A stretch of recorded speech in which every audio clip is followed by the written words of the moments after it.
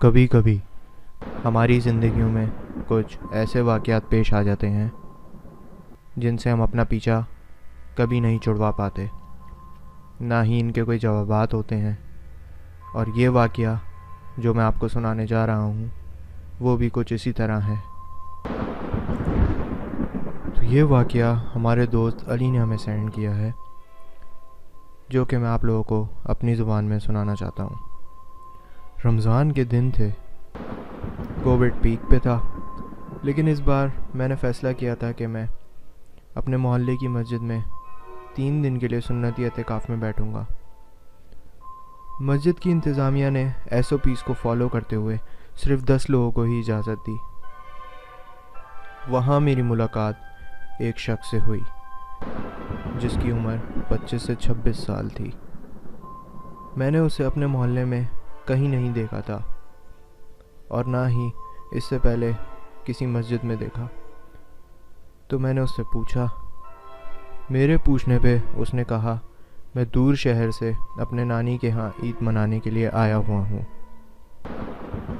کچھ ٹائم بعد میں نے نوٹس کیا کہ اس کے گھر سے نہ ہی سحر آ رہا ہے نہ ہی افطار کے لیے کچھ آ رہا ہے۔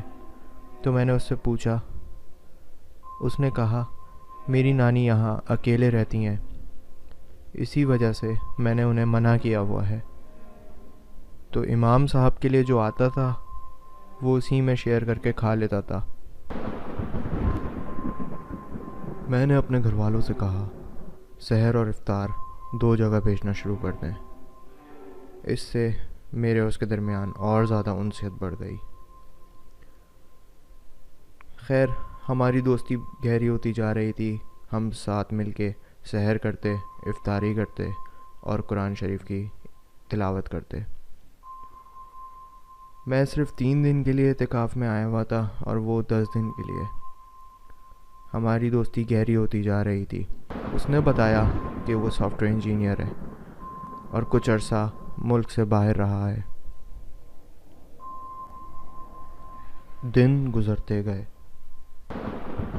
اور میں نے اسے کبھی سوتے ہوئے نہیں دیکھا۔ صبح ہو یا رات، میں نے اسے ہمیشہ جاگا ہوا ہی پایا۔ رمضان تھے، روزے چل رہے تھے۔ بندہ سستا لیتا ہے آنکھیں بند کر کے یا کچھ دیر آرام کر لیتا ہے، لیکن میں نے اس کو کبھی آنکھ بند کرتے ہوئے بھی نہیں دیکھا۔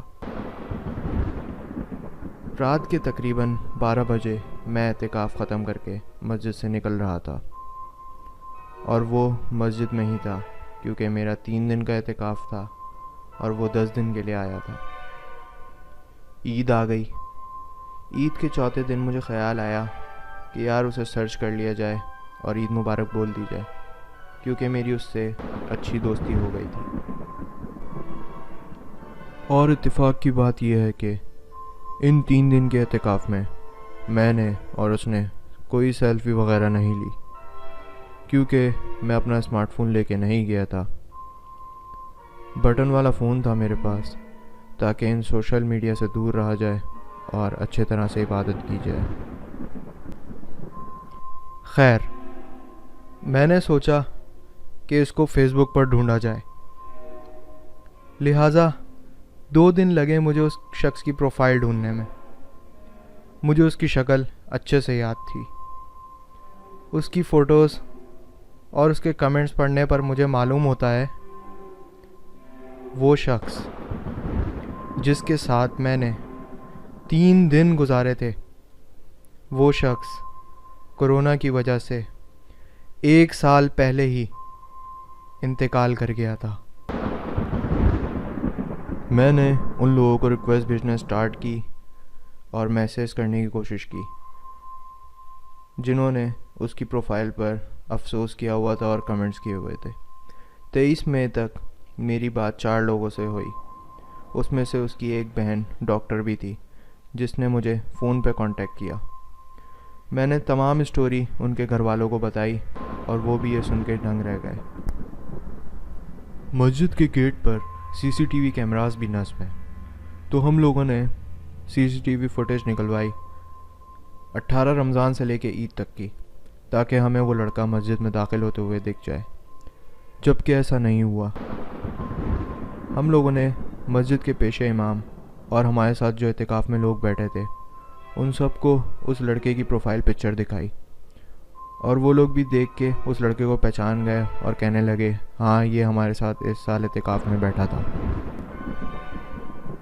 मेरी बात उसकी बहन और उसके घर वालों से हुई तो वो लोग अजीब कैफियत में आ गए कि उनका बेटा, उनका भाई जो पिछले साल इंतकाल कर चुका है, वो कैसे हमारे इलाके की मस्जिद में इतिकाफ़ में बैठ सकता है। उनको हमारी बात मजाक न लगे, हम लोगों ने इमाम साहब की बात उनसे वीडियो कॉल पर करवा दी। वो लड़का बहुत अच्छी शक्ल का था, क्लीन शेव और सफ़ेद कुर्ते में रहता था।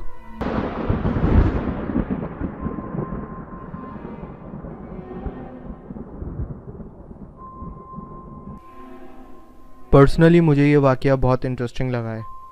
हमारे लिसनर्स को ये स्टोरी कैसी लगी, काइंडली कमेंट सेक्शन में ज़रूर बताएं।